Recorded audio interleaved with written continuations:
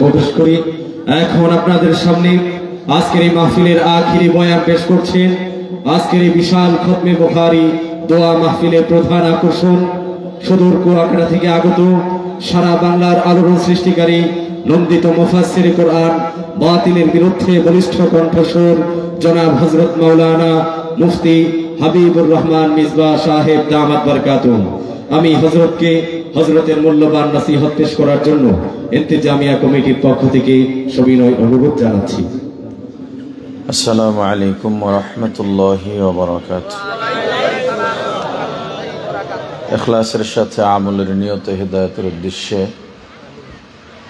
নির্ধারিত সময়ের মধ্যে কিছু কথা বলা ও শোনার মতো তৌফিক যেন আল্লাহ রাব্বুল আলামিন আমাদের সকলকে দান করেন। সকলে বলি আমিন। আলহামদুলিল্লাহ আলহামদুলিল্লাহি ওয়া কাফা ওয়া সালামুন আলা ইবাদিহিল্লাযীনা ইসতাফা।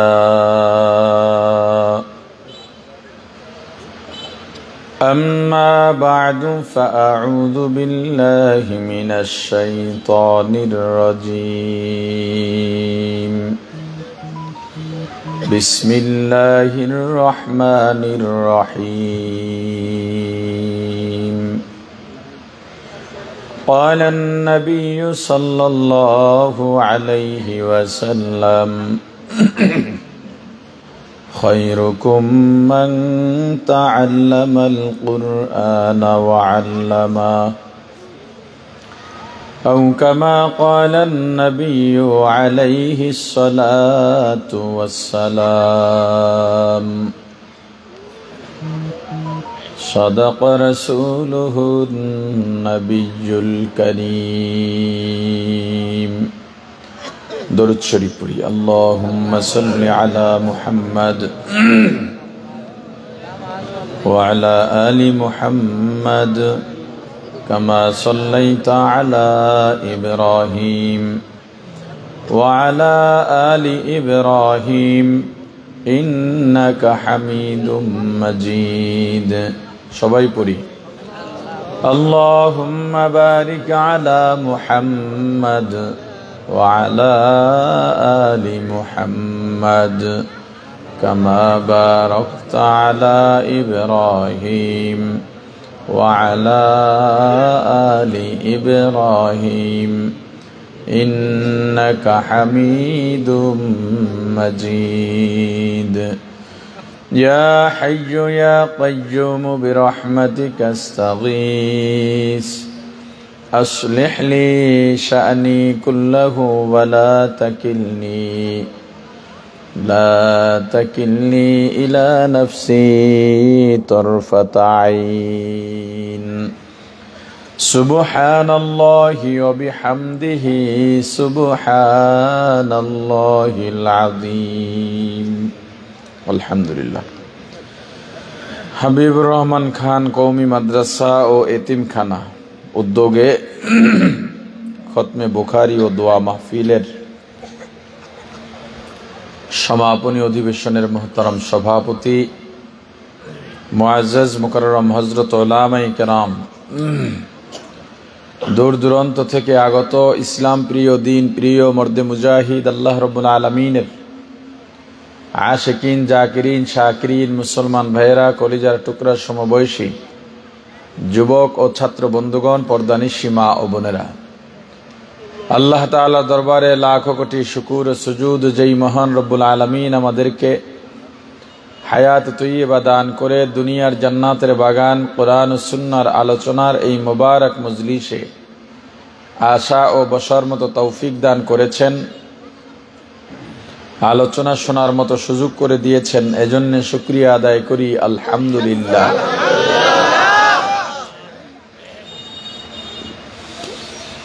রাসূল করিম সাল্লাল্লাহু আলাইহি ওয়াসাল্লাম বলেছেন, পৃথিবীতে দুই ধরনের মানুষ সব থেকে ভালো। কয় ধরনের মানুষ ভালো? কে বলেছেন? আল্লাহ। দেখছেন কি ওয়াজ শুনে 5 সেকেন্ড আগে যেই কথা কইছি 5 সেকেন্ড পরে ভুলে গেছি। কে বলছেন? এই যে এত ওয়াজ হয় না, মোটামুটি হয়তো যারা কিছু মানুষ জানার কথা, আমি ওয়াজের বিরোধিতা করি, এখন নিজে বয়ানও করি, বয়ানের বিরোধিতাও করি। বয়ান করি দ্বীনের আহ্বান হিসেবে, বিরোধিতা করি আপনাদের এই অবস্থার কারণে। বাংলাদেশে মাহফিল এত পরিমাণে হচ্ছে, আমি বয়ান করি মনে করেন যদি ছাত্র জমানা বাদ দিয়া, ফারাগাতের পর ফারেগ হয়েছি 17 বছর, ফারাগের পর থেকেই বয়ান করি। আচ্ছা, আমাদের সময় এই আমরা তো নতুন, আমাদের সময় দেখা যেত বাংলাদেশে হাতে গোনা কয়েকজন ওয়াইজ আছেন। আমরাও যখন প্রথম প্রথম মাহফিলে যেতাম, প্রাইভেট কারে করে মাহফিলে যাবে হুজুর, এটা কল্পনাও করতাম না। লাইনের গাড়িতে রাতে মাহফিলে থাকতাম, এমন হতো রাস্তাঘাটে যানজট কিংবা হরতাল, যাবার সময় ট্রাকে করে চলে যেতাম। অনেক জায়গায় মাহফিল থেকে নেমে অপেক্ষা করতাম, রাতে গাড়ি নেই, ঢাকা আসবো, গাড়ি নেই, দেখি ধানের গাড়ি যায়, ধানের আটা বানিয়ে দেওয়া যাইতেছে, ওরে দাঁড় করায় ধানের আটার উপরে বইয়া চাদর মধ্যে মুড়া দিয়ে বইয়া থাকতাম। নৌকায় যাইয়া নৌকার থেকে নেমে আধা ঘন্টা কাদার মধ্যে হাঁটতাম, ওখানে ওইটা টিউবওয়েলে পা ধুইতাম। এর কারণ ছিল সব জায়গায় যেতে হতো, আলোচকের সংখ্যা খুবই কম ছিল। তখন আমাদের সিনিয়র বলতে ছিল, তখন যুক্তিবাদী সাহেব তরতাজা, আনসারী সাহেব রহমতুল্লাহ ছিলেন, অলিপুরি সাহেব সব জায়গায় যেতেন না, আর আমাদের ইমিডিয়েট সিনিয়র ছিলেন আইবি ভাই।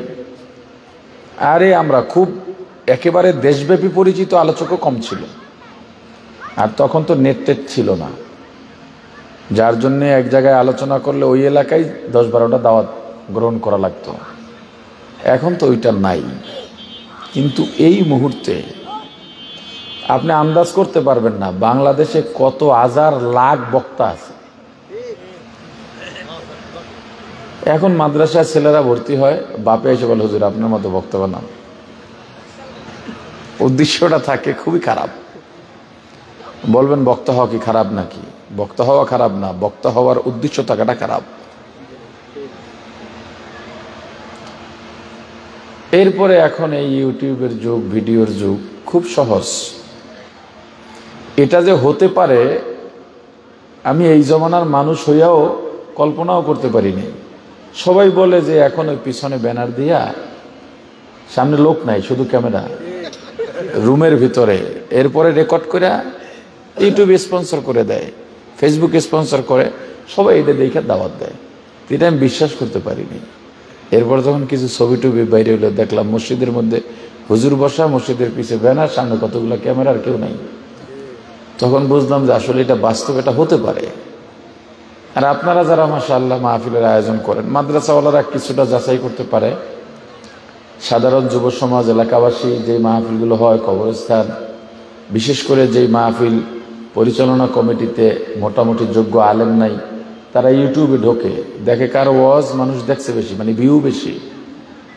এই ভিউ বেশি বক্তা দেখে দাওয়াত দেয়। ভিউ তো এখন অনেকের ভিডিওতেই হয়, তাই কি দাওয়াত দেওয়া যাবে? ভিউ কি যোগ্যতার মাপকাঠি? বলে না মাপকাঠি, সুর। কিন্তু আপনাদের কাছে এই সুরই হলো প্রধান। এই যে আমি কথা বলি, এখন যদি মনে করেন আমি নর্মালি 1 ঘন্টা 100 ঘন্টা বয়ান করি, মানে খুতবা টুতবা ভূমিকা এগুলো বলি না। আমি তো আলোচনায় ঢুকে গেছি, আপনারা ভুল উত্তর দেওয়া এই কথাগুলো বললাম না, এখন অনেক দূর আগায় যেতাম। তা আমি মনে করেন 1 ঘন্টা কথা বললাম আপনাদের মাঝে, কোনো সুর দিলাম না, তখন আপনারা যাবেন আর কি বলবেন জানেন? ভালোই জানেন কি বলবেন। বলবেন যে হুজুরে একটু ওয়াজ করলো না, ভালো লাগে ভাই। বলবে ওয়াজ করে নাই, ভালো লাগার না লাগা তো পরের ব্যাপার। আবার অনেকে দূরে বসে রয়েছে, চিন্তা করবে যে হুজুরে টান মারে কোন সময়, তখন যাবো। হ্যাঁ, আবার যদি 5 মিনিট সুর দিই তখন বলবে এতক্ষণ অপেক্ষা করলাম, পোস্টারে লেখা দেখলাম বাদ জোহর, হুজুর আইলেন বাদ মাগরিব, অথচ হুজুর এতক্ষণ অপেক্ষা করলাম, হুজুর মাত্র 5টা মিনিট ওয়াজ করে গেল। বাকি যে কথাগুলো বলছি, যেই সময়গুলো, এটা কিন্তু সে ওয়াজ হিসেবে ধরবে না। আচ্ছা আপনারা বলেন, আমি কি ওয়াজ শুরু করছি? না কই এই প্রকার করছেন মানে ব্যাপার এতক্ষণ বলার পরও বোঝে না, এরপর সেই আগের তাল মাথায় রয়ে গেছে। কি কইছে প্রথমে? না মানে ওয়াজ শুরু করি নাই, তাহলে এতক্ষণ কি কইছি? মানে সব ঠিক আছে, ওদিকে বাতি, এখানে বাতি নাই কেন? হ্যাঁ, এই মোবাইলগুলো অফ করেন, এগুলো দেখতে ভালো লাগে না, এমনিই থাকুক, এটাও একটা মজা, অফ করে দেন, ওটা অফ করেন বাস। ওই বাইরে আলো দেখা যায়, আমরা আন্ধারে থাকি, সমস্যা নেই। কথা মনে রাখবেন, এই ভাই লাইট অফ করো, কথা মনে রাখবেন, এটা ক্যামেরাওয়ালা, খোঁজ নিয়ে দেখেন, কারণ আমার ক্যামেরায় মনে হয় দেখেন আমারে। ভাই যার যার ধান্দায় তার তার জায়গায় সে ঠিক আছে, কথা বুঝছে? তা লাইটটা দিয়ে দেন, ওদের মনের আশাও পূরণ হোক, আমরাও আমাদেরকে একজন অপরকে দেখি। অপারেটর দেখো একটু,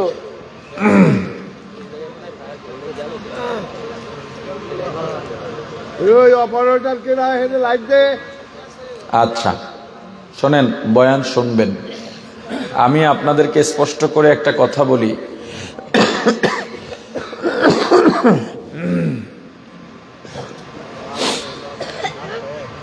আমি আপনাদেরকে বয়ানের মাধ্যমে জান্নাতে পৌঁছে দিতে আসিনি। আমি আপনাদেরকে খাঁটি ইমানদার বানাইয়া দিতেও আসিনি। আপনার গুনাহগার কলবকে একেবারে পরিশুদ্ধ করে নির্ভেজাল মানুষ বানাইয়া দিতেও আসিনি। তাহলে কেন এলাম? একটা উদ্দেশ্য আছে না নাই? আমি আসছি আপনার ঘুমন্ত কলবের দরজায় নক করতে। যেই কলব ঘুমায়া রইছে ওইটারে টক্কাইয়া টক্কাইয়া জাগায় দিতে আসছি। আপনার কলবের ঘুম যদি ভাঙে, আপনিই বুঝবেন আপনার কোথায় ভুল আর কোথায় ঠিক। আপনার কলবের ঘুম না ভাঙাইয়া আমি যদি এখানে বসে চিল্লাইতে চিল্লাইতে গলা থেকে রক্ত বের করে দিই, তবুও আমার আলোচনায় আপনার কোনো ফায়দা হবে না। এজন্য কথাগুলো শুনবেন ভালো করে। কোন নিয়তে বসছেন জানি না, নিয়তকে ঠিক করেন। এই অজপড়া গাঁ, এটা এখানে একটা দাওরা মাদ্রাসা, আমি তো এটা ভাবতেও পারি না। প্রথমে ভাবছি মহিলা মাদ্রাসা, মোহতামিমরে জিগাইলাম, কয় না পুরুষ মাদ্রাসা। পুরুষ মাদ্রাসা এখানে দাওরা, মনে মনে ভাবতেছি। পরে বলে দাওরা এবার 11 জন, আমাদের মেশকাতে 17 জন না 27 জন বলল। জালালাইনও এরকম, মানে একটা গ্রামের মাদ্রাসা এই পর্যায়ে আসা, নিশ্চয়ই এখানের শিক্ষক ওস্তাদ যারা আছেন, কমিটি, আপনারা কারো না কারো মাঝে অথবা সবার মাঝে এমন কিছু খুলুসিয়ত আছে যার কারণে এই গ্রামের মাদ্রাসার মাধ্যমে আল্লাহ আপনাদের এলাকায় একটা আলো জ্বালাইয়া দিচ্ছেন। এই দাওরায় প্রথম যখন ছাত্রদের আবেগ থাকে, প্রথম ক্লাস, এই আবেগটা থাকে বুখারী শরীফের উদ্বোধনী ক্লাস। এই ক্লাসের আলোচনা শুরু হয় এই নিয়ত দিয়া। কি দিয়া? আরে বলে না, কি দিয়া? নিয়ত দিয়া। নিয়তের অনেক দাম। প্রত্যেক জিনিসের ব্যাপারে আপনার নিয়ত যেমন হবে, কাজের ফলাফলও তেমন হবে।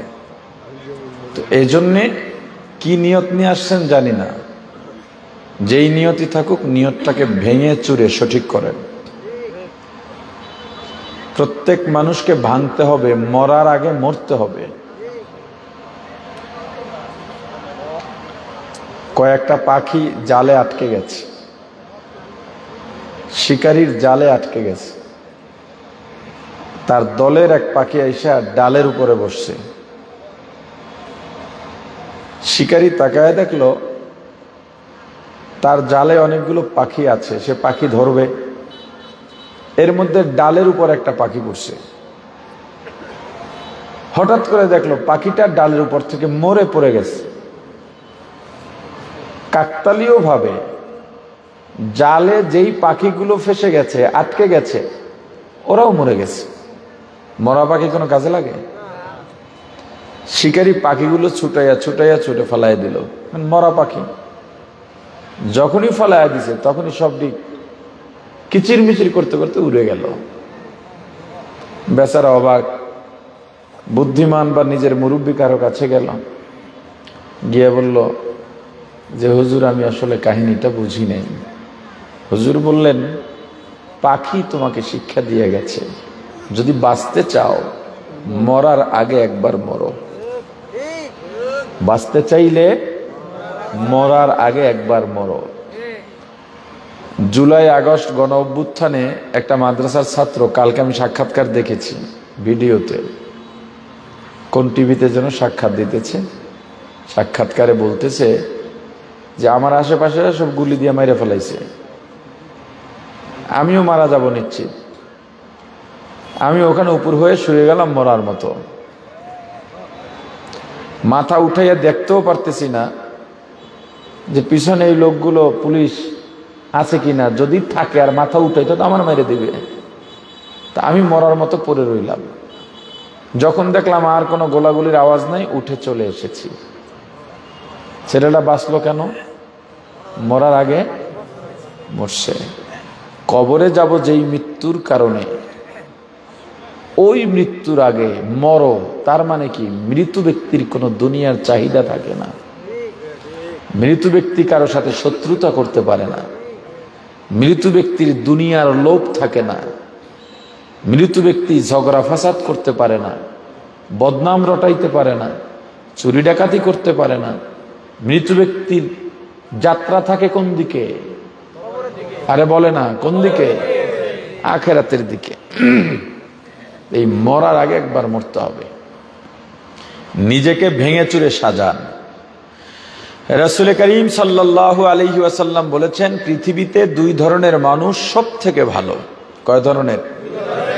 কে বলছেন? মাশাআল্লাহ। এক, যারা কোরআন শেখে। এক,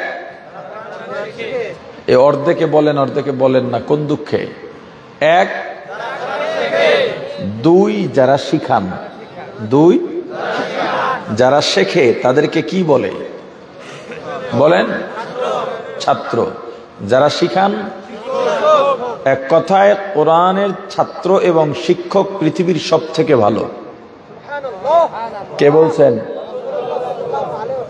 এবার আমাকে বলেন, কোরআন শিখানো হয় কোথায়? প্রাইমারিতে, KG, kindergarten, primary, high school, college, varsity, কোথায়? আওয়াজ দিয়া বলেন।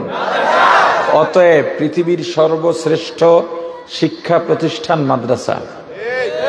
কে বলছেন? জোরে। এবার বলেন, মাদ্রাসার ছাত্র শিক্ষক কিংবা কোরআনের ছাত্র শিক্ষক দেখলে আমরা কি বলে ডাকি? বলেন। অতএব পৃথিবীতে হুজুররা সব থেকে ভালো। কে বলছেন?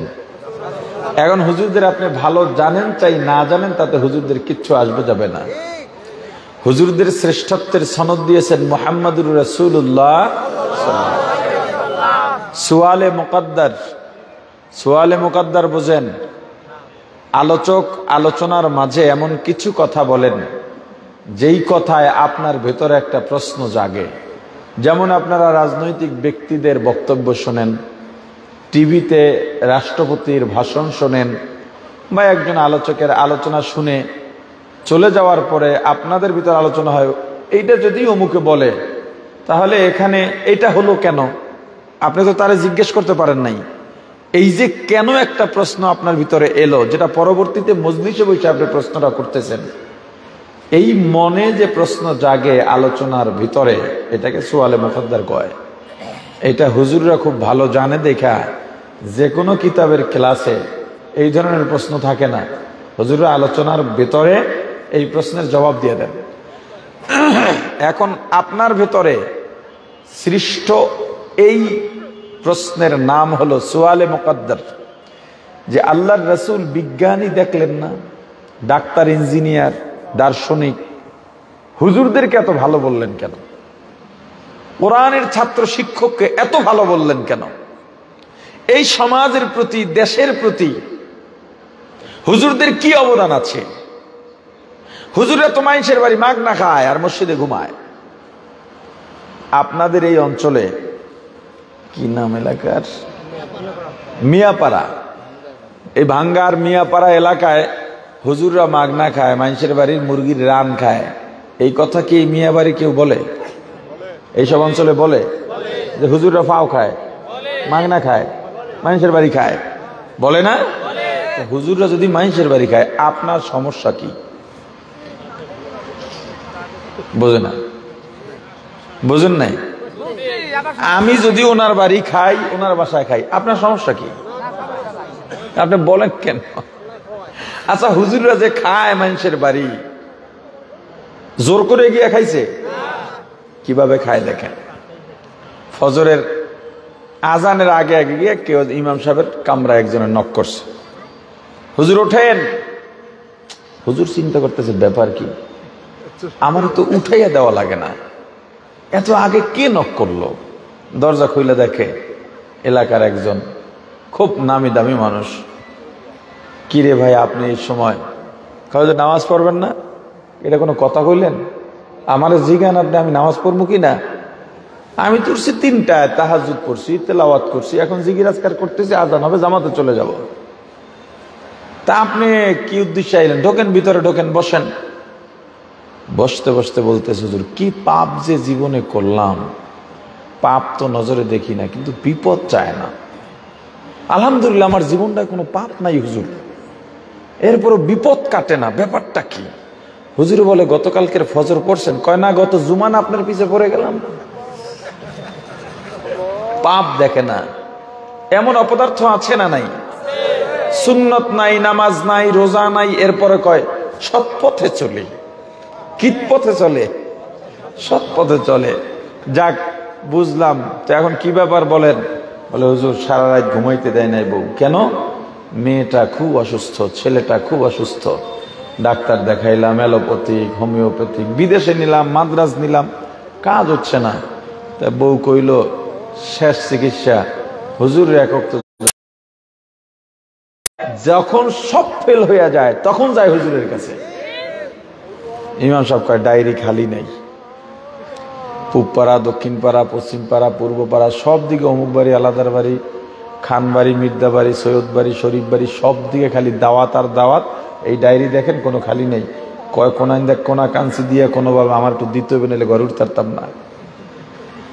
এই যে হুজুরে নিল, হুজুরে গেল না নিল? জোরে। আচ্ছা, হুজুররা যাদের বাড়ি খান, ওই বাড়িতে খাওয়ার পরে ওই বাড়িওয়ালারা বেজার হন না খুশি হন? জোরে বলেন। আরে কি তৃপ্তি, গল্প করে বেড়ায়, আজকে আমরা হুজুরে খাওয়াইছি, কথা কয় না? আপনি বিরোধিতা করেন কা? আচ্ছা বলেন তো, রাস্তার টেন্ডার বাজিতে হুজুরদেরকে কোনোদিন মারামারি করতে দেখছেন? লেজার লাইট আছে দেখছেন না, চিকন আলো, চোখে মারলে এই যে রাস্তায় দাঁড়াইয়া ট্রাক থামাইয়া থামাইয়া এরপর মুসাফা করে, একে হুজুরকে দেখছেন কোন সময়? কথা বলে না। তাই ফাও খাইলো কারা, কইলেন কাগো? হ্যাঁ, ফাও খাইলো কারা, বললেন কাগো? এইটা একটা আকলি দলিল, যুক্তিভিত্তিক একটা দলিল। আসলেই তো আল্লাহ রাসূল সাল্লাল্লাহু আলাইহি ওয়াসাল্লাম যারা কোরআন শেখে আর শিখান, তাদেরকে এত ভালো বললেন কেন? এর জবাব তো আসলেই দরকার, আছে না নাই? ভালো বলেছেন কে? সবাই বলে না,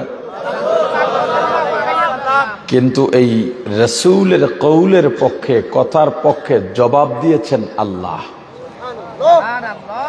কেন ভালো বলছেন, এই জবাব দিয়েছেন কে? দেখেন, অনেকগুলো জবাবের এক জবাব কোরআন না শিখলে মানুষ মানুষই হতে পারে না।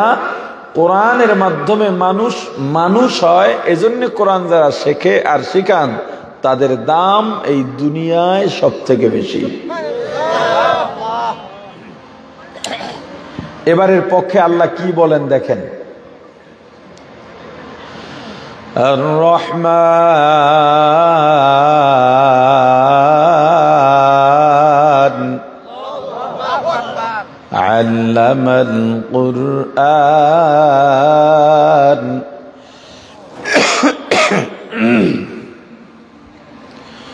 খালাকাল ইনসান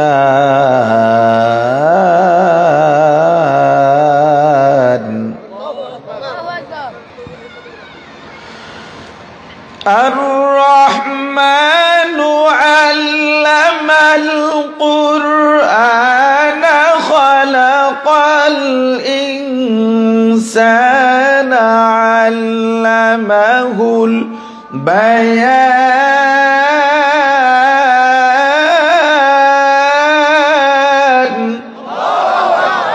আর-রহমান দয়াময় আল্লাহ।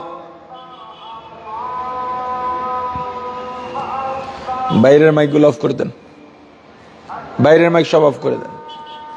আর-রহমান দয়াময় আল্লাহ, আল্লামাল কুরআন যিনি কোরআন শিক্ষা দিয়েছেন, খলাকাল ইনসান যিনি মানুষ সৃষ্টি করেছেন। ভালো করে বুঝবেন,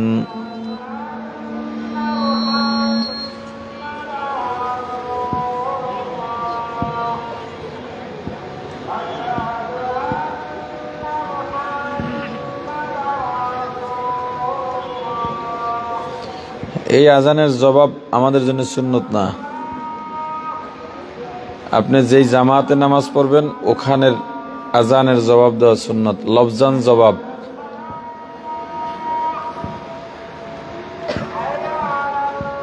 আজানের জবাব দেওয়া যে ওয়াজিব, ওইটা কোন জবাব জানেন?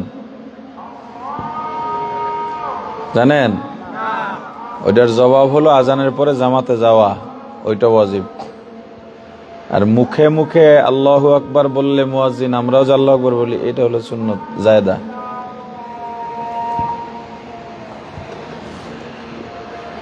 আল্লাহ যত কাজ করেছেন সব কিছুর সিরিয়াল আছে, সিরিয়াল মেনটেন করে। আবার বাইরে দেয় কেন মিয়া?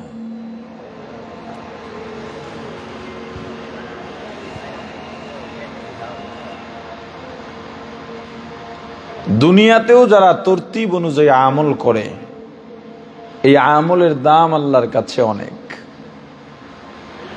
যেমন একজন ব্যক্তি ফরজ আদায় করে, ওয়াজিব আদায় করে, সুন্নতে মুআক্কাদ আদায় করে, নফল টফল তেমন পড়ে না, কিন্তু কখনো এই আমলগুলো বাদ দেয় না।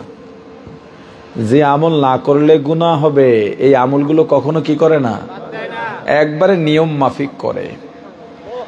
দ্বিতীয় আর একজন ব্যক্তি আছে, সব ফরজ ওয়াজিব সুন্নতে মুআক্কাদা তো পালন করেই, তাহাজ্জুদও পড়ে, ইশরাক পড়ে, চাশতের নামাজ পড়ে, তেলাওয়াত করে, জিকির করে, তসবিহ পড়ে, আমলের শেষ নাই, কিন্তু মাঝে মাঝেই জোহরের এক ওয়াক্ত নামাজ ছেড়ে দেয়।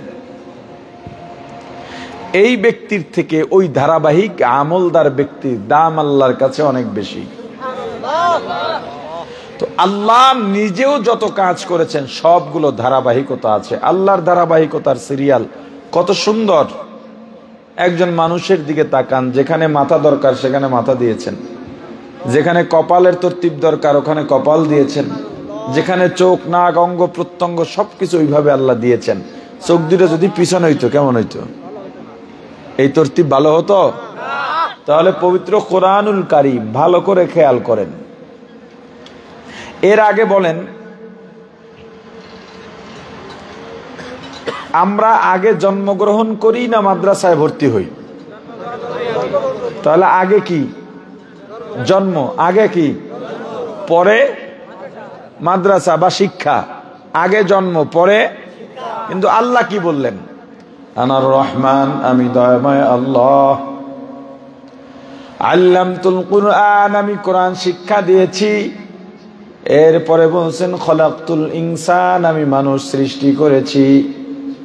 আমরা দেখি আগে আমাদের জন্ম হয়, পরে আমরা শিক্ষা অর্জন করি। কিন্তু আল্লাহ সূরাতুর রহমান এমন এক দামি সূরা, কিয়ামতের ময়দানে আল্লাহ রাব্বুল আলামিন জান্নাতীদের অন্তরকে শান্ত করার জন্যে সূরাতুর রহমান নিজ কুদরতি জবানে তেলাওয়াত করে শোনাবে। এমন এক সূরার মধ্যে আল্লাহ তরতিব পরিপন্থী কথা বলে ফেললেন। আল্লাহ আগে বললেন আমি কোরআন শিক্ষা দিয়েছি, তারপরে বললেন মানুষ সৃষ্টি করেছি। এখানে উল্টা হলো না দিক হলো? কথা কয় না, একটু উল্টা হইতে পারে, এত বড় কোরআন একটু ভুল টুল হইতে পারে না? এই চিন্তা করলেও ঈমান শেষ। মুফাসসিরিন ইকরাম বলেন না, আল্লাহ যেটা বলছেন এটাই ঠিক আছে। এটা যদি বুঝতে চাও জানতে হবে দুনিয়ায় মানুষ হলো দুই প্রকার। কয় প্রকার? এক প্রকারের মানুষ জন্ম বা বংশসূত্রের মানুষ। জন্মসূত্রে মানুষ হওয়ার জন্য আলাদা কোনো যোগ্যতা লাগে না, সনদ লাগে না। জন্মসূত্রে মানুষ হওয়ার জন্য লেখাপড়া লাগে না। জন্মসূত্রে মা বাবার ঔরস থেকে জন্ম নিলেই মানুষ হওয়া যায়। তবে এই মানুষের দাম আল্লাহর দরবারে নাই। জন্মসূত্রের মানুষকে আল্লাহ 2 নাম্বার মানুষে পরিণত করেন, কোরআনের গুণে গুণান্বিত করে। এই জন্মসূত্রের মানুষগুলো যখন কোরআন শিক্ষার গুণে গুণান্বিত হয়, তখনই কেবল আল্লাহর দরবারে মানুষ হিসেবে বিবেচিত হয়। হकीकत से तो दुनिया बेखबर है, दुनिया की नुमाइश पर नजर है। नमी गोयाम के आज दुनिया जुदा बाश, बहर कारे के बाशी बा खुदा बाश। सिस्ते दुनिया از خدا غافل بودن نقماشو نقره فر زندگان دنیا میں ہو دنیا کا طلب گار نہیں ہو دنیا میں ہو دنیا کا طلب گار نہیں ہو बाजार से गुजर हो खरीद दार नहीं हो बाजार से गुजर हो खरीदार नहीं हो जागा जी लगाने के दुनिया नहीं है जागा जी लगाने के दुनिया नहीं है ये इबरत की जाहे तमाशा नहीं है ये इबरत की जाहे तमाशा नहीं है। ও ভাই, কোরআন শেখার মাধ্যমে প্রকৃত মানুষ হওয়া যায়। কোরআন না শিখলে মানুষ মানুষ হতে পারে না। ও ডাক্তার, তুমি ডাক্তারি বিদ্যা অর্জন করেছো, তোমার বিদ্যায় যদি কোরআনের শিক্ষা না থাকে রে ডাক্তার, তুমি ডাক্তার হতে পেরেছো কিন্তু এখন পর্যন্ত আল্লাহর দরবারে মানুষ হতে পারো নাই। হে ইঞ্জিনিয়ার, তুমি এত বড় সম্মানী হয়ে গেছো, এলাকায় গেলে বড় চেয়ারটা তোমাকে এগিয়ে দেওয়া হয়, মসজিদের সভাপতি তোমাকে বানানো হয়, স্কুল মাদ্রাসার সভাপতি বানানো হয়, এলাকার অনুষ্ঠান আয়োজনের প্রধান অতিথি তোমাকে বানানো হয়, সংবর্ধনা দেওয়া হয়, ফুলের মালায় বরণ করা হয়। কিন্তু তোমার বিদ্যায় যদি কোরআনের শিক্ষা না থাকে রে ভাই, এলাকার মানুষের কাছে সম্মানী হতে পারো, আল্লাহর আদালতে এখনো পর্যন্ত মানুষ হতে পারো নাই। মানুষ হওয়ার জন্য কোরআন লাগবেই লাগবে। কোরআনের শিক্ষা ব্যতীত কেউ মানুষ হতে পারে না। ও ভাই, এই জন্য তোমার সন্তানকে কোরআন শিখানো লাগবেই লাগবে। قال النبي صلى الله عليه وسلم طلب العلم فريضة على كل مسلم أو كما قال النبي عليه الصلاة والسلام আমার রাসূল বলেন প্রত্যেক মুসলমান নারী পুরুষের জন্য ইলম শেখা ফরজ, ইলমে দ্বীন শেখা ফরজ। কতটুকু ইলম শিখবেন, কতটুকু দ্বীন শিখবেন, দাওরা পাস করা ফরজ নয়, কামেল পাস করা ফরজ নয়, মুফতি মুহাদ্দিস হওয়া ফরজ নয়। যতটুকু ইলম না জানলে হালাল হারাম জানা যায় না, যতটুকু ইলম না জানলে জায়েজ না জায়েজ জানা যায় না, পাক না পাক জানা যায় না, এতটুকু ইলম শেখা প্রত্যেক নারী পুরুষের জন্য ফরজ। আর এটা মাদ্রাসার প্রাথমিক শিক্ষায় আদায় হয়ে যায়, আলহামদুলিল্লাহ। প্রাণের ভাই আমার, রিক্সাওয়ালা রিক্সা চালান, পথিমধ্যে এলাকার মহাজন দাঁড়িয়ে আছেন, ইশারা করলেন রিক্সা দাঁড়াও। লাফ মেরে রিক্সায় উঠে গেলেন, যাও আমার বাসায় পৌঁছে দাও। বাড়ির সামনে নেমে টাকা বের করে ভাড়া দেয় আর বলে, এ মোল্লা ভাড়া কত? মোল্লা, মুন্সি, মৌলভী তিনটা শব্দই সম্মানের শব্দ, কিন্তু আমাদের দেশে এই তিনটা শব্দ সম্মান করে বলা হয় নাকি তিরস্কার করে? এই জন্য আমি বলি হুজুর করে মোল্লা মুন্সি মৌলভী ডাকা যাব না। হুজুর ডাকো, নাইলে ভাই ডাকো, পছন্দ নাইলে আব্বা ডাকো, তবু মোল্লা মুন্সি মৌলভী ডাকা যাবে না। বলে মহাজন আপনি যা দেন। এ মোল্লা, ছেলে মেয়ে কয়জন? রিক্সাওয়ালা বিনয়ের সঙ্গে ডেকে বলেন, মহাজন আমার দুইটা ছেলে, দোয়া করবেন। এই হাবিবুর রহমান খান মাদ্রাসায় একজন শোনাইতেছে আর একজন আর 20 পারা হয়ে গেছে। মহাজন মাথায় হাত দিয়া 3 হাত জিব্বা বের করে দিয়া বলে, কি করলা কামটা? নিজের জীবন তো ধ্বংস হয়ে গেল, রিক্সা চালাও, ছেলে দুইটাও নষ্ট করে দিলা। রিক্সাওয়ালা কষ্ট পায়া মনে মনে বলে, চাইলাম দোয়া, বললোটা কি? কিছুক্ষণ চুপ থেকে মাথা উঠায় বলে, ও মহাজন আপনার ছেলে মেয়ে কয়জন? বলে আমার 5 ছেলে। কি করে? একজন ডাক্তার, একজন ইঞ্জিনিয়ার, একজন বিজনেসম্যান, একজন বিজ্ঞানী, আর একজন বলে আর একজন রাজনীতি করে, পলিটিশিয়ান। কয় বুঝলাম, এটা করলে কি হয়? দোয়া কর। এটি তো তোরা বুঝবি না, যেহেতু রাইতের ভোটের সিজন, যদি কোনো মতে চেয়ারম্যান বানাইতে পারি লালে লাল। কয় লাল আবার কেমনে হয়? কয় খালি শুনা যা, একবার চেয়ারম্যান বানাইতে পারলে পরবর্তীবারে এমপির জন্য নমিনেশন কিনবো, যত টাকা লাগে এই টাকা পাইবেন কই? কয় চেয়ারম্যান হইলেই টাকা জোগাড় হয়ে যাবে। যদি একবার এমপি বানাইতে পারি মন্ত্রীর জন্য ট্রাই করব। রিক্সাওয়ালা বলে, এত বানাইয়া বানাইয়া কি লাভ? বলে উপরে যত যাওয়া যায় চুরি তত ভালো করা যায়। রিক্সাওয়ালা ডেকে বলে, মহাজন আপনার 5টা ছেলে, তাহলে সবাই তো এস্টাবলিশ? বলে হ্যাঁ। তোদের মতো বোকা হইলে তো আমিও রিক্সা চালাইতাম। রিক্সাওয়ালা বলে, মহাজন আমি এত কিছু জানতে চাই না, আপনার কাছে একটা কথা জানতে চাই।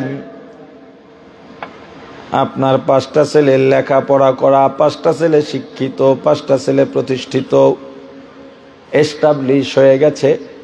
আমি জানতে চাই আপনি মারা যাওয়ার পর আপনার 5 ছেলের কোন ছেলে আপনার জানাজা পড়াবে? এবার মহাজনের মাথা নিচু হয়ে গেছে। রিক্সাওয়ালা ধমক দিয়া বলে, এ ফকির তোর ভাড়া লাগবে না, যা। আমার রাসূল বলেছেন, যার মধ্যে দ্বীন নাই, যার মধ্যে কোরআন নাই, যার মধ্যে আল্লাহর ভয় নাই, তাকওয়া নাই, ও দুনিয়ায় ও গরিব, পরকালে মহাগরিব। সন্তান জন্ম দেওয়া তো বাহাদুরি নয়, পশু পাখিও তো সন্তান জন্ম দিতে পারে, মানুষ বানাইতে পারে কয়জন? নিজের সন্তান আছে, সন্তানকে মানুষ বানাও, আর কত দেখলে শিক্ষা অর্জন করবা? এই তো 2-3 বছর আগের ঘটনা, সারা বাংলাদেশে আলোচিত ঘটনা। নরসিংদীর ব্যাংকার, ঢাকায় 6 তলা বাড়ি, নরসিংদীতেও 6 তলা বাড়ি, ব্যাংকে সমান 1 কোটি টাকা তার ডিপোজিট করা আছে। মারা গেছে 2টা ছেলে। একদিন নিচতলায় বাবার লাশ পড়ে আছে, দাফন কাফনের কোনো খবর নাই। প্রাণের ভাই আমার, মাদ্রাসা বলবা হুজুর আমার ছেলে মেয়ে বড় হয়ে গেছে, এখন আমার আর সুযোগ নাই। মাদ্রাসায় বেশি বেশি সম্পর্ক বাড়াও, ওস্তাদদের সঙ্গে সম্পর্ক বাড়াও, ছাত্রদেরকে নিজের সন্তানের মতো দেখো, আদর করো, ভালোবাসো। কারণ এই মাদ্রাসার ছাত্রদেরকে তুমি যতই কষ্ট দাও না কেন, ওরা কিন্তু গভীর রাতে তোমার জন্য দোয়াই করে। এলাকার ভাইরা যারা মাদ্রাসাকে বোঝা মনে করো, মাদ্রাসা নিয়ে মাঝে মাঝে বিরক্তি ভাব প্রকাশ করো, তোমার তো জানা নাই এই মাদ্রাসার উসিলায় এলাকায় হাজার হাজার রহমতের ফেরেশতারা নিয়মিত আপ ডাউন করে, আসা যাওয়া করে। তুমি জানো না মাদ্রাসার মধ্যে কি হয়? যদি জানতা, এসে বলতা, হে মাদ্রাসার ছাত্ররা, তোমাদের পাও ধোয়া পানি দাও, আমি একটু বরকত নিই। এমনকি পাও ধোয়া পানি খাওয়া যাইব? এটা বললাম কেন? গুরুত্ব বুঝাবার জন্য। তুমি যদি জানতে চাও মাদ্রাসার মধ্যে কি হয়, মাঝে মাঝে কোনো এলান ছাড়া গভীর রাত মাদ্রাসা কম্পাউন্ডে ঢুকে যাও, ফজরের আজানের আধা ঘন্টা 1 ঘন্টা আগে তাকায় দেখবা 6, 7, 8, 9 বছরের সন্তান, যেই সন্তানকে মা খাওয়াইয়া দেওয়ার কথা, মা বিছানা বিছায়া দেওয়ার কথা, যেই সন্তানকে মা গোসল করাইয়া দেওয়ার কথা, কাপড়টা ধুয়া দেওয়ার কথা, বিছানা বিছায়া দেওয়ার কথা, ওই সন্তানটা মাদ্রাসায় এসে নিজের খাবারটা নিজে খায়, নিজের কাপড়টা নিজে ধোয়, নিজের বিছানা নিজে বিছায়। আবার রাত যখন গভীর হয়ে যায়, সারা দুনিয়া নীরব নিস্তব্ধ, কোনো আওয়াজ নাই, কোনো আলোচনাও নাই, বাতিগুলা বন্ধ, ছোট্ট বালক ঘুম থেকে জেগে গেল, নিজের বিছানাটা নিজে গুছায়া, মশারিটা খুলে গুছায়া অজুখানায় চলে গেল, সুন্দরভাবে অজু বানাইয়া মসজিদের এক কোনায় যায় নামাজ বিছাইছে, অথবা নিজের রুমের মধ্যে একটা যায় নামাজ বিছায়া ছোট্ট বালক নামাজে দাঁড়ায় গেছেন। আল্লাহ ফেরেশতাদেরকে আনন্দে ডাকেন আর বলেন, এ ফেরেশতারা আয় আয়, তোরা বলছিলি আমি যাতে আদম না বানাই, তাকায় দেখ যার উপরে আমল নামায় এখনো জারি হয় নাই, ওই বান্দা আমার গুণগানের জন্যে সবাই যখন ঘুমায় ও যায় নামাজে দাঁড়ায় গেছে।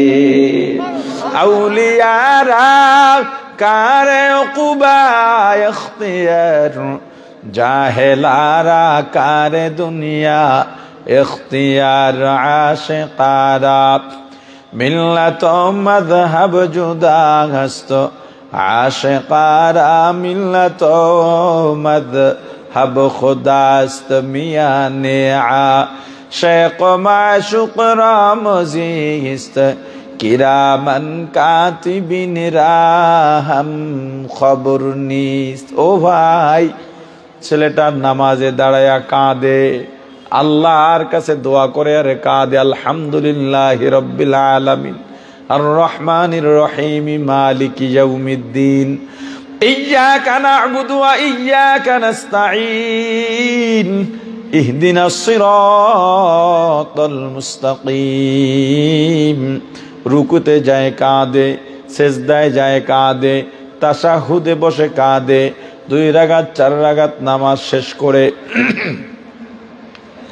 একটু তেলাওয়াত, একটু জিকির করে কচি দুইটা হাত আমার আল্লাহর দরবারে বাড়ায়া চোখের পানি ছেড়ে কাঁদে আর দোয়া করে, আল্লাহ তুমি তো গভীর রাত বের হইছো মোবাইলে পরনারীর সঙ্গে কথা বলতে, বন্ধুদের আড্ডায় জুয়ানিয়া ব্যস্ত, নাইট ক্লাবে তুমি ব্যস্ত। আল্লাহ তোমার উপরে আযাব গজব ফালাইবেন, আসমানে গজব লটকে আছে। এমন সময় এই মাদ্রাসার ছাত্র দোয়া করতেছি, আল্লাহ আমি গরিব, ও আল্লাহ আমার মা বাবা আমাকে টাকা দিতে পারেন না, পয়সা দিতে পারেন না, এই মাদ্রাসায় লেখাপড়া করি। ও আল্লাহ আমি বন্ধে বাড়িতে গিয়ে দেখি বাসায় ভাত নাই। আমার মা বাবা নিজেরা আলোচনা করেন, আমরা যত কষ্ট হোক সন্তানকে আলেম বানাবো, মারা যাওয়ার পরে যেন আমাদের জন্য দোয়া করতে পারে। আল্লাহ মাঝে মাঝে গভীর রাতে ঘুম ভেঙে যাইতো কান্নার আওয়াজ পেয়ে, আমি দরজার ফাঁকা দিয়া তাকায় দেখতাম আমার মা আমার বাবা তাহাজ্জুদ নামাজ আদায় করে আল্লাহ তোমার দরবারে আমার জন্য কাঁদে। ও আল্লাহ আমি যেদিন মাদ্রাসায় আসবো আগের রাত আমি ঘুমাই, হঠাৎ করে আমার কপালে এক ফোঁটা হালকা গরম পানি পড়ায় আমার ঘুম ভেঙে যায়। আমি তাকায় দেখি আমার মা আমার পাশে বসে আছেন আর চোখের পানি ছেড়ে কাঁদেন। আমি উঠে বসলাম, ও মা এত রাতে তুমি আমার বিছানায় কেন, আমার মাথার পাশে বসে কেন কাঁদো? আমার মা ডাক দিয়া বলে, সন্তান আমরা ভয়ে আছি, এ বাবা আমরা তোকে টাকা দিতে পারি না, পয়সা দিতে পারি না। বাবার তোকে বিদায় দিয়ে আমি মা সারাদিন কতদিন কষ্টে দিন কাটাই, তোর বাবা তোর জন্য কাঁদতে কাঁদতে রাত্রটা নির্ঘুম কাটায় দেয়। এ বাবা কালকে মাদ্রাসায় চলে যাবি, মনটা ভালো লাগে না। ফজরের পরে আমার মা আমার ব্যাগ গুছায় দেন আর মাথার আঁচলটা লম্বা পর্দা দেওয়া। আমি একটু মাথা নিচু করে তাকায় দেখলাম আমার মায়ের চোখে পানি ছলছল করতেছে। আমি বিদায় নিলাম, ব্যাগটা বাবার হাতে দিয়া। আমার বাবা সামনে হাঁটে, আমি পিছনে যাই মায়ের দোয়া নিয়া। মা আমাকে জড়াইয়া কাঁদেন আর বলেন, বাবা বাইরের ছেলেদের সঙ্গে মিশবি না, দুষ্টুমি করবি না। আমার হাতে 10টা টাকা দিয়া বলে, বাবা বাড়ির চাউলের খুদ বাঁচাইয়া বাঁচাইয়া মুরগির ডিম বিক্রি করে তোর জন্য 10টা টাকা রাখছি রে বাবা, এইটা নিয়ে তোর যখন যা মন চায় খাবি। আমি ডাক দিয়া বললাম, মা আমাকে আরো কিছু টাকা দাও, আমার ছাত্র ভাইয়েরা বড় লোকের সন্তান, ওরা আইসক্রিম কিনে খায়, তরকারি কিনে খায়, আমার দেখে খাইতে মনে চায়। আমার মা মাথায় হাত বুলায় বলে, রে বাবা ওরা যখন আইসক্রিম খাবে তুই 1 টাকার বাদাম কিনে খাবি, ওদের দিকে তাকাবি না, একদিন তোর অভাব হবে না। তোর বাবা অনেক কষ্ট করে রে সন্তান, ঘরে আর কোনো টাকা নাই, বাবারে তোর কিতাব কিনতে দিয়া তোর ভর্তি ফি দিতে গিয়া আমরা একদিন না খাইয়া থাকছি। তোর বাবা সকালে বের হয়ে যায়, গভীর রাতে বাসায় ফেরে, সারাদিন তোকে নিয়ে চিন্তা। এ বাবা দোয়া কর, আমি আমার বাবার পিছনে পিছনে রওনা হই। কত দূর যাওয়ার পর বাড়ির মায়া, মায়ের মায়া, পেছনের দিকে তাকাইলাম, বাড়ির দিকে তাকায় দেখি বাড়ির দরজায় আমার মা গাছের আড়ালে দাঁড়াইয়া আমার পথের দিকে তাকাইয়া তাকাইয়া কাঁদেন। ও আল্লাহ আমাকে আমার বাবা বাসের সিটে বসাইয়া সুপারভাইজারকে ডেকে বললেন, হে সুপারভাইজার আমার ছেলেটা হাবিবুর রহমান খানের মাদ্রাসা চেনে না, এ বাবা তুমি একটু আমার সন্তানকে ওখানে নামায়া দিও। আমার বাবা চলে গেছে, মনে করছি আমার